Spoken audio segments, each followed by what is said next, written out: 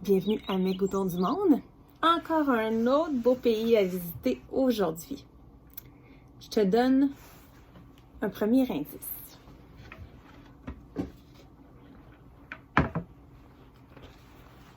Est-ce que tu reconnais ce drapeau?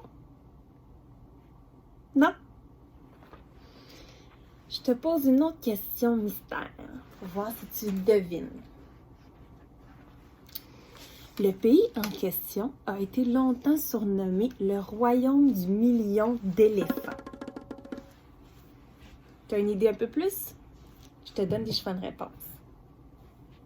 Est-ce que c'est A, l'Australie, B, le Laos, qui est un pays d'Asie, ou encore le Kenya, qui est un pays d'Afrique? Donc, quel est le pays qui a été longtemps surnommé le royaume du million d'éléphants? Il s'agit du Laos, le pays d'Asie. Savais-tu ça?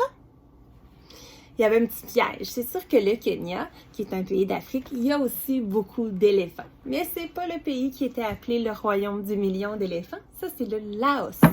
Donc, le Laos, c'est le pays qu'on va découvrir aujourd'hui. Donc, où est-ce que c'est le Laos? Je sais tout à l'heure. C'est en Asie. Un petit pays de l'Asie. Avec son beau drapeau. Composé de 2 lignes rouges, une ligne centrale horizontale bleue, ainsi qu'un disque blanc, donc un rond blanc au centre. On dit que la ligne bleue représente le fleuve du Mekong, qui est un fleuve qui passe au Laos, et que le rond blanc symbolise la lune qui se reflète sur le fleuve du Mekong. Une belle symbolique, hein? Quelle langue on parle au Laos? On parle le lao ou encore le laotien. Donc, 2 manières de le dire. Je t'ai mis l'alphabet lao. Tu vois donc un autre alphabet assez complexe pour nous, donc composé beaucoup de dessins, comme plusieurs langues de l'Asie. Combien d'habitants au Laos? 6 millions. Donc, un petit pays avec tout de même peu d'habitants. 6 millions au Laos. Une chose très intéressante à savoir sur le Laos, c'est que c'est un vieux pays. Donc, on pense qu'il y a des vestiges archéologiques qui datent de plusieurs milliers d'années avant Jésus-Christ. Entre autres, ce site archéologique qui est rempli de mystères, qui s'appelle les plaines de jarre. Les archéologues n'ont jamais trouvé à quoi servaient ces grandes jarres. Est-ce que tu sais c'est quoi des jarres? On appelle ça aussi un grand récipient. Donc, il y en a de différentes grosseurs, des centaines. Regarde, on en voit une en premier plan, plusieurs autres. Donc, il y en a des centaines qui s'étendent sur un long territoire. Et les archéologues ne savent pas c'était quoi l'utilité de ces fameux jarres qui datent de plusieurs milliers d'années. Donc, un site à découvrir très mystérieux au Laos. Une autre chose qu'il faut savoir, c'est que le Laos a été influencé par la culture hindoue. Et on peut trouver de vieux temples hindous donc, sur le territoire du Laos. Donc, ici, c'est un site archéologique qu'on peut visiter. C'est beau, hein? Avec les belles montagnes derrière. Donc, de belles choses avec plein d'histoires à visiter. Je disais que ça avait été influencé par la culture hindoue, mais aussi par la culture bouddhiste, en fait, qui n'est pas nécessairement une culture, mais un mode de vie, une religion qu'on voit beaucoup en Asie. Donc, ici, on voit un moine bouddhiste qui sont souvent habillés de cette manière-là, souvent rouge avec les cheveux rasés. Donc, ils vont à des lieux de prière qui sont des temples où ils peuvent méditer. Donc, il y a plusieurs temples à visiter au Laos, de très, très beaux temples. Comme dans d'autres pays, tu te rappelles lorsqu'on a fait la visite de la Mongolie et aussi du Japon, Donc, au Japon, il y avait beaucoup de temples à visiter, mais c'est la même chose du côté du Laos. De très beaux temples et des temples qui sont très différents des temples de d'autres pays d'Asie, comme les temples de la Thaïlande ou du Cambodge. Donc, vraiment une spécificité au niveau de l'architecture. J'ai mis quelques photos. Regarde les belles couleurs. Regarde ici un temple doré qu'on peut visiter au Laos. Ici, c'est un des plus vieux temples bouddhistes qui existe au Laos. On le nomme la Chapelle Rouge, entre autres parce qu'il y a du rouge sur sa structure. Et il y a énormément de mosaïques de verre sur cette fameuse structure de temple bouddhiste. Il y a de belles mosaïques où on retrouve beaucoup d'éléphants. Je disais tout à l'heure que c'était surnommé le royaume du million d'éléphants, le Laos.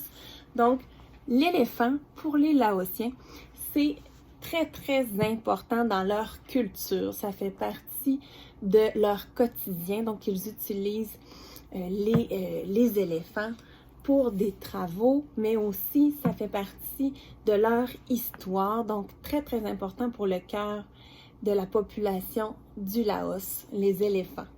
Donc, dans le temple en question de la Chapelle Rouge, il y a énormément d'éléphants qui sont représentés sur un des plus anciens temples bouddhistes du Laos. Je disais tout à l'heure que les Laotiens utilisent les éléphants pour des travaux de différentes natures dans les champs. Donc, ça fait partie de leur quotidien. C'est un animal qui est utilisé un peu comme dans d'autres pays. Ça pourrait être le cheval dans les champs. Donc, au Laos, c'est les éléphants. Donc, depuis toujours. Et puis, bon, il y avait énormément d'éléphants avant. Donc, déjà eu presque, on dit 1 million, mais c'est une façon de parler. Autrement dit, il y avait énormément d'éléphants. Il y a environ un siècle, il y en avait 40 000 environ. Maintenant, il n'en reste que 1000. Donc, comme plusieurs autres types d'animaux sur la planète présentement, il y a certaines espèces qui sont en voie de disparition. Donc, il y a plusieurs aires protégées qui ont été maintenant développées au Laos pour s'assurer que les éléphants du Laos puissent survivre et que leur population recommence à se développer pour qu'il y ait beaucoup plus d'éléphants dans les années à venir qui naissent et qui survivent au Laos. Une autre chose intéressante qu'on ne peut pas nécessairement savoir lorsqu'on s'en va visiter le Laos, c'est que le Laos a déjà été sous protectorat français. Ce qui fait que dans la ville de Vientiane, au Laos, au lieu de manger de la nourriture asiatique, donc typique du Laos, on va retrouver beaucoup de restaurants français. Donc, j'ai mis des photos. Donc, ici, le Annabelle Café, le restaurant La Terrasse. Donc, des restaurants qui ont perduré de l'histoire du Laos où étaient sous protection française. Donc, avec une tradition culinaire de France où on va retrouver dans le menu de la nourriture qu'on mange beaucoup quand on va dans les restaurants en France. Donc, le bœuf bourguignon, le foie gras, le canard. Donc, toute cette nourriture-là typique de la France, eh bien, on la retrouve dans les menus des restaurants au Laos. Par contre, c'est pas la seule chose qu'on peut manger au Laos et tu vas voir qu'il y a certaines choses qu'on est moins habitué de manger chez nous. J'en ai mis quelques exemples. Pour eux, c'est très normal parce que ça fait partie de leurs habitudes. Donc, mais pour nous, c'est un peu plus spécial. Un premier ici, exemple. Tu vois la tête? Est-ce que tu reconnais c'est quoi? C'est de la grenouille. Donc, un des plats que les Laotiens aiment beaucoup, c'est de manger de la grenouille crue. Donc, directement dans l'assiette. Des fois, ils la farcissent son ventre avec d'autres ingrédients. Donc, ils mangent de la grenouille. Ici, est-ce que tu devines c'est quoi? Ça ressemble un peu à du riz, mais c'est pas du riz. C'est des œufs de fourmi. Mais ils utilisent les œufs de fourmi un peu comme on pourrait utiliser le riz, donc pour agrémenter des plats, donc à l'intérieur de soupes ou dans des sautés. Donc, ils utilisent les œufs de fourmi. Une autre chose un peu spéciale, c'est des larves de rotin. En fait, c'est un insecte. Est-ce que tu connais le rotin? Le rotin, c'est un arbuste, en fait, une plante qu'on utilise pour faire des meubles. Tu as peut-être déjà vu des meubles, des fauteuils en rotin. Donc, c'est une plante qui est cultivée au Laos. Et à l'intérieur de ces plantes-là, parfois, il y a des larves, donc des larves de rotin, donc qui est un insecte, et qu'ils vont manger, sauter, donc en repas. Et une autre chose qui se mange beaucoup sur le barbecue au Laos, des pattes de poulet. Donc nous on mange le poulet, mais c'est rare qu'on mange les pattes. Donc eux mangent les pattes, on voit, regarde, les doigts avec les ongles. Donc ils vont gruger, cuire sur le barbecue et ensuite gruger les pattes. Plein de belles choses à découvrir lorsqu'on va visiter le Laos, plein de choses à goûter aussi. Plusieurs coutumes à connaître aussi lorsqu'on visite le Laos. Par exemple, donc on ne dit pas bonjour en serrant la main au Laos ou en faisant une accolade. On dit sabadi. Donc, on joint les mains ensemble et un signe de la tête, sabadi, comme dans plusieurs pays asiatiques. On ne porte pas beaucoup de maillots de bain non plus. Les Laotiens vont surtout porter quelque chose qu'on appelle un signe, qui est une espèce de draperie en tissu pour se baigner. Et une autre chose qui est commune à plusieurs pays d'Asie, c'est lorsqu'on est en visite chez quelqu'un, en fait, dès qu'on va à quelque part, souvent c'est la politesse de retirer ses chaussures à l'entrée et de rentrer pieds nus.